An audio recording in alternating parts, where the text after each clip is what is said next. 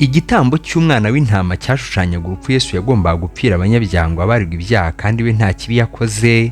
Urusengero rwa Salomo rugashushanya itorero ry'Imana.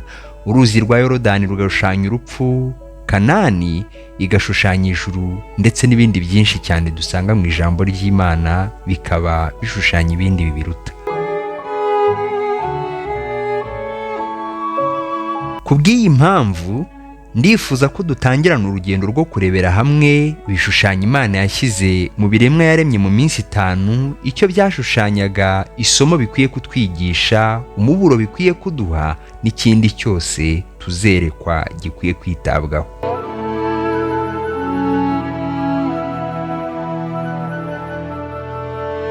Kuva ku nyamaswa, zaba izo ku butaka cyangwa izo mu mazi, ibimera byaba ibyo ku butaka cyangwa ibyo mu mazi, ibiramba n'ibitaramba, ibiboneshwa amaso n'ibitaboneshwa amaso, n'ikindi cyose nk'uko tuzahabwa kubyitaho. Tuzasanga byose bitaragenewe kubaho gusa ngo bigende gutyo gutyo gusa. Nk'uko abamarayika bose ari imyuka ikorera Imana, ikayituma gukora umurimo wo gufasha abazaragwa agakiza, n'ibindi biremwa byose byaba ibimera cyangwa inyamaswa, nabyo nubwo ari gake icyo bitumariye cyitabwaho, ariko bifite umumaro wo kutwigisha, bidasabye kuvuga, gusoma no kwandika, uretse kwitegereza ku bafite umutima ukangutse. Kugeza ubu mbonye ko Imana iramutse icishije ibindi biremwa urubanza, mwene muntu byamuhamya icyaha cye agatsindwa. Umwami Yesu Kristo avuga ku kuntu Imana yita ku ndabyo zibaho umunsi umwe ubundi zigatwikwa, ndetse no ku gishwi cy'igiciro gito cyane, ariko Imana ikaba itagikuraho ijisho.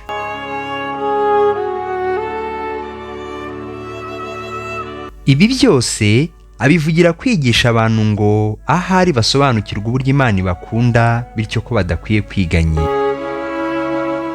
Ndifuza ko dutangira twarebera hamwe akanyamaswa gato cyane Imana yashushanyishije ukuri gukomeye kw'imibereho, cyane cyane yari ikwiye kuranga abakristo ndetse n'abandi bose muri rusange.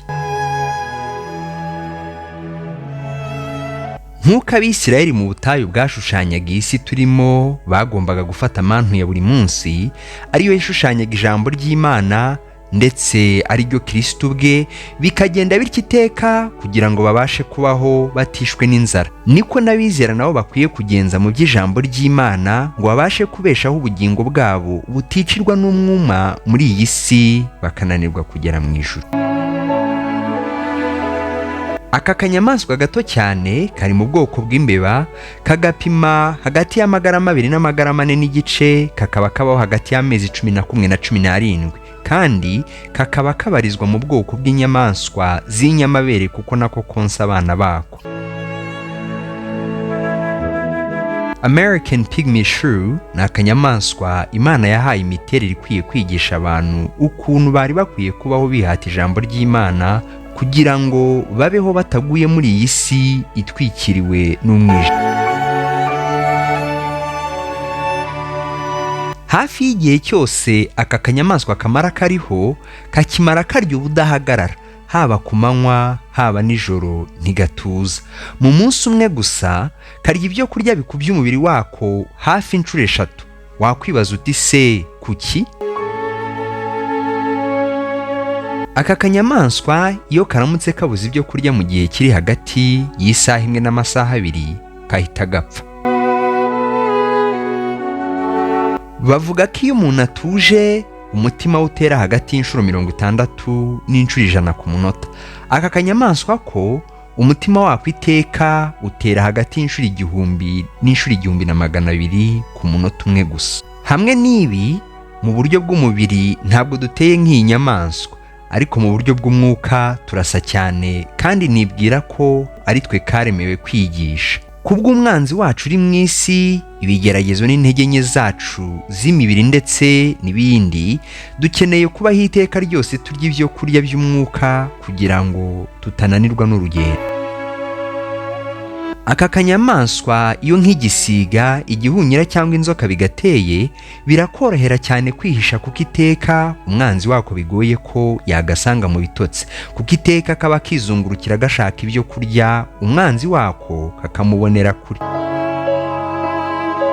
Umwami wacu mu gice cya 13 cyo muri Mariko agira ati, mujye mwirinda, mube maso musenge, kuko mutazi igihe ibyo bizasohoreramo. Hamwe n'ibi, kuba aka kanyamaswa iteka kaba kari maso kishakira ibyo kurya, ari byo bishushanya gusenga no kurya ijambo ry'Imana, abanzi bako baza kabareba kakabirinda.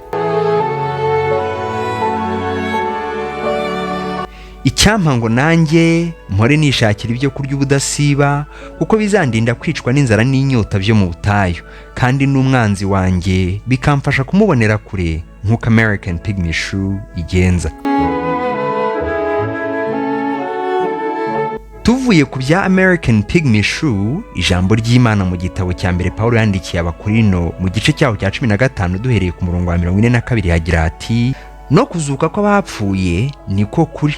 Umubiri ubibwa ari uwo kubora, ukazazurwa ari uwo kutazabora. Ubibwa ufite igisuzuguriro, ukazazurwa ufite ubwiza. Ubibwa utagira intege, ukazazurwa ufite imbaraga. Ubibwa ari umubiri wa kavukire, ukazazurwa ari umubiri w'umwuka.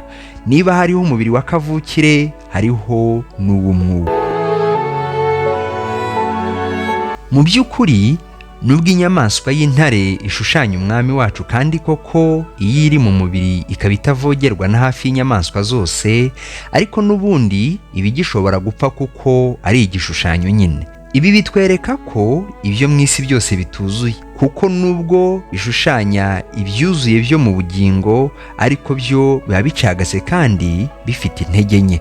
Umwami wacu ushushanywa n'intare, we ntapfa kandi ahoraho iteka ryose, ariko intare zo mu isi zo zirapfa.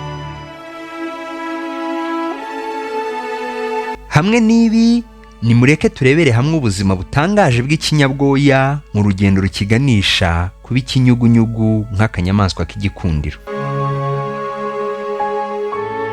Mu busanzwe, mbere y'uko ikinyugunyugu kibaho, habanza kubaho akanyamaswa gateye ubwoba k'ikinyabwoya. Ka kanyamaswa gafite ubumara bubabana mu bwoya bwako, kakangwa kandi kagatinywa na hafi ya bose, kakagendera hasi gakururuka, gafite n'igihu giteye ubwoba no kukireba. Ako niko kavamo ka kanyamaswa k'igikundiro, kadateye ubwoba yewe n'abakiri bato, kandi kakagira n'ubushobozi bukomeye bwo kuguruka. Mu rugendo rw'ikinyabwoya gihinduka ikinyugunyugu, hafi y'ibinyabwoya byose bipfa bitabashije kugera kuri ubu butungane. Nko mu binyabwoya 100, nka 2 nibyo byonyine bibasha guhinduka ibinyugunyugu. Dore uko bigenda. Ikinyabwoya kirakura, hanyuma kikageza igihe umubiri wacyo uhagarara, mu yandi magambo kigapfa rwose. Muri icyo gihe cyapfuye, hagati y'iminsi 10 na 14, iyo ubuzima bwacyo bwahagaze kidafite virusi muri cyo, ni ukuvuga kidafite icyonnyi muri cyo, nubwo bwose cyari kibi kikiri kizima, umubiri wacyo uhindukamo undi udafite aho uhuriye n'uwo cyapfuye gifite. Kuko ibyinshi muri byo bipfana icyonnyi, ntabwo bibasha kugera kuri uyu mubiri w'ubwiza. Hamwe n'ibi byose, Umwami Yesu Kristo muri Matayo igice cya 7 duhereye ku murongo wa 13 yagize ati, munyure mu irembo rifunganye, kuko irembo ari rigari, n'inzira ijyana abantu kurimbuka ari nini, kandi abayinyuramo ni benshi. Ariko irembo rifunganye n'inzira ijya mu bugingo iraruhije, kandi abayinyuramo ni bake. Sinibwira ko ubuzima bw'ikinyabwoya n'urugendo rwacyo mu kwambika umubiri mushya w'ubwiza ari uruhurirane kuba bihura n'ibyanditswe neza mu ijambo ry'Imana. Ahubwo byabereyeho kudushushanyiriza ibyiza biri imbere n'ibibi biri imbere, nk'uko iyo ikinyabwoya kinaniwe guhinduka ikinyugunyugu gipfa by'iteka ryose, niko n'abatizera Umwami Yesu Kristo bazapfa by'iteka ryose bitewe na virusi cyangwa icyonnyi cy'icyaha kiri muri bo.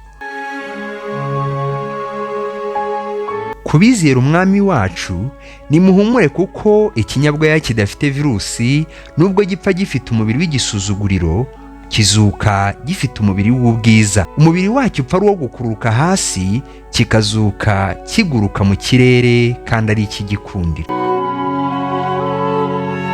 Ibi byose ni byiza kubyumva, ariko urugendo ruganisha ikinyabwoya ku guhinduka ikinyugunyugu rugwamo byinshi nabyo byakifuje guhabwa uwo mubiri ufite ubwiza.